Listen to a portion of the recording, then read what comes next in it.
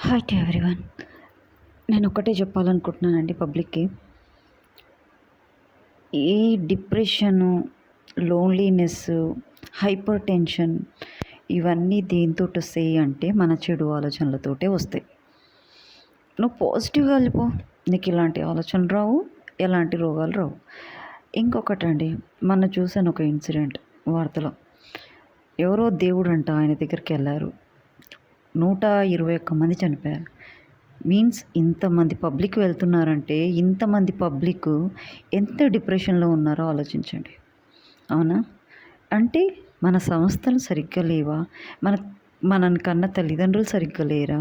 మనం చేసుకున్న వాళ్ళు సరిగ్గా లేరా? లేకపోతే అత్తమామ సరిగ్గా లేరా? మన చుట్టుపక్క వాళ్ళు సరిగ్గా లేరా? దీనికి కారణం ఎవరు? ఎవరై ఉంటారు? It's a big question mark in your life. ఇంకొకటి చెప్పాలనుకుంటున్నాను. మీరు సరిగ్గున్నా కూడా మీ పక్క వాళ్ళే గానీ, మీ ఫ్యామిలీ మెంబర్స్ సరిగ్గా లేకపోవచ్చు. మీరు ఎంత మంచిగా ఉన్నా కూడా ఉండకపోవచ్చు. ఎందుకంటే మీ మంచితనం వాళ్ళకి పిచ్చితనంలాగా కనిపించవచ్చు. అవునా? మీ డెవలప్‌మెంట్ వాళ్ళకి ఓర్వలేనితనం కావచ్చు. అవునా? ఇలాంటి వాళ్ళని ఎలా సెట్ చేస్తే, ఎక్కడ కట్టెబెట్టి తాడు కడితే ఆ మొక్క సక్కగయితదో అక్కడే కట్టాలండి.